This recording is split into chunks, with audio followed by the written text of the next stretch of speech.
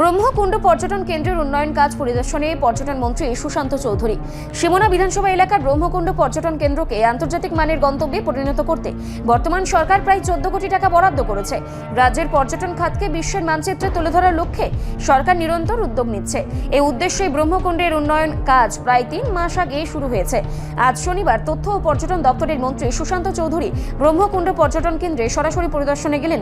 আধিকারিকদের সঙ্গে কাজের অগ্রগতি ও চলমান কার্যক্রম খতিয়ে দেখলেন। তার সঙ্গে ছিলেন মোহনপুর মহকুমা প্রশাসক সজল দেবনাথ সহ অন্যান্য কর্মকর্তা। মন্ত্রী কাজের গতি যাচাই করে সন্তুষ্টি প্রকাশ করলেন এবং প্রয়োজনীয় নির্দেশ দিলেন। পরিদর্শনের পর সংবাদ মাধ্যমের সঙ্গে মুখোমুখি হয়ে বলেন মন্ত্রী, ব্রহ্মকুণ্ডকে বিশ্বমানের পর্যটন কেন্দ্র হিসেবে গড়ে তোলা হবে। সরকারের প্রতিশ্রুতি অনুযায়ী কাজ অব্যাহত রাখা হচ্ছে। এটি রাজ্যের পর্যটনকে নতুন উচ্চতায় নিয়ে যাবে। উন্নয়ন কাজের মধ্যে রয়েছে অবকাঠামো উন্নয়ন, সৌন্দর্যায়নীকরণ এবং পর্যটক সুবিধা বৃদ্ধি। এতে স্থানীয় অর্থনীতি ও কর্মসংস্থানও বাড়বে। যে পর্যটন দপ্তরে বর্তমান সরকার আমলে যে সমস্ত উন্নয়ন পরিকল্পনা নেওয়া হয়েছে, কি হচ্ছে এখানে? পর্যটনকে বা তার পরিকাঠামোকে ঢেলে সাজানোর জন্য প্রধানমন্ত্রীর দিক নির্দেশে আমাদের মাননীয় মুখ্যমন্ত্রী এবং আমাদের পর্যটন দপ্তর আমরা কাজ করছি। সারা রাজ্যের বিভিন্ন জায়গায় নতুন পর্যটন ক্ষেত্র তৈরি করা হচ্ছে।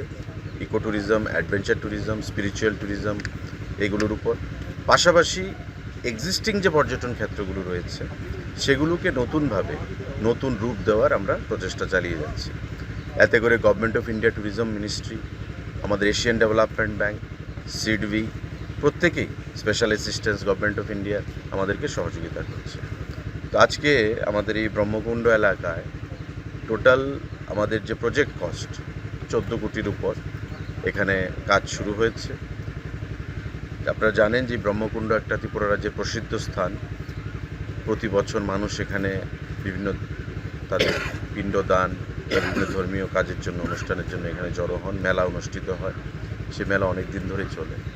তো সাধারণ জনগণের কথা মাথায় রেখে পর্যটন দপ্তর আমরা সিদ্ধান্ত করেছি যে এখানে আমরা বেসিক যে অ্যামিনিটিসগুলো, সুবিধাগুলো সেগুলো আমরা প্রদান করব, যাতে করে একদিকে মানুষ সিজনে বা অফ সিজনে এখানে আসবে, এলাকার যুবক যুবতীদের এখানে কর্মসংস্থানের ব্যবস্থা হবে এবং মানুষ যেখান থেকে এখানে আসবে বিভিন্ন সুযোগ সুবিধাগুলো তারা পাবে, যেগুলো বিগত দিনে তারা বঞ্চিত হচ্ছিল যেগুলো থেকে। তো 14 কোটি টাকার উপর এখানে প্রজেক্ট কস্ট, কাজ শুরু হয়ে গেছে স্পেশাল অ্যাসিস্ট্যান্সে ভারত সরকারের, এবং আগামী বছরখানেকের মধ্যে এই প্রজেক্ট সম্পূর্ণ হবে। এই প্রজেক্ট কী করা হবে এখানে? যেমন লক হাটস রয়েছে, ফুড কোর্ট বা ক্যাফেটেরিয়া রয়েছে, টেন্ট থাকবে, ওপেন এয়ার থিয়েটার থাকবে, স্টলস থাকবে, পার্কিং জোন থাকবে। এই সমস্ত কিছু করেই যেগুলো বেসিক নিড মানুষের, সেই ব্যবস্থা আমরা করে দেব আগামী 1 বছরের মধ্যে। তাছাড়া বিভিন্ন জায়গায় যে পর্যটন ক্ষেত্রগুলো আমাদের নতুন যে কাজ শুরু হচ্ছে বা বিগত পুরানো যে পর্যটন স্থলগুলো, সেগুলো পুরোদমে কাজ চলছে এবং আমি বিশ্বাস করি যে আগামী বছরখানেকের মধ্যে সারা রাজ্যে পর্যটনের মানচিত্রে আমরা একটা বিশেষ জায়গা যেতে পারব।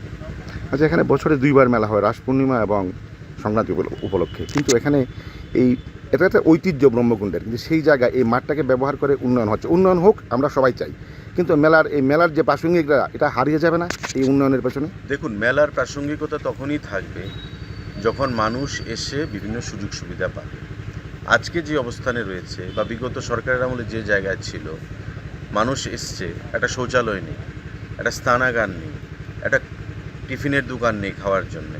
তো মানুষ আসে বিভিন্ন জায়গা থেকে। আপনার প্রত্যেক গরিব অংশের মানুষ তো আর এলাহাবাদ যেতে পারে না পিণ্ডদানের জন্য, গয়া যেতে পারে না, বা বিভিন্ন জায়গায় তারা যেতে পারে না অর্থ খরচ করে। তো ব্রহ্মকুণ্ড এই প্রাঙ্গণে এখানে তারা আসে মেলা প্রাঙ্গণে, এবং এখানে এসে তারা তাদের পূর্বপুরুষদের কাজ করে।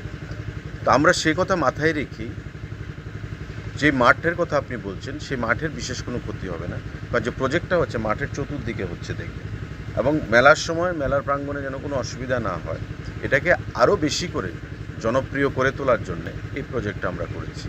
কারণ প্রজেক্ট কিন্তু গভর্নমেন্ট অফ ইন্ডিয়া এইভাবে স্যাংশন দেয় না, এটা গভর্নমেন্টের ল্যান্ড, ডিপিআর তৈরি হয়েছে, প্রপোজাল গেছে, ইন্সপেকশন হয়েছে, তারপরেই কিন্তু প্রজেক্ট স্যাংশন পেয়েছে এবং টেন্ডার আমরা করেছি।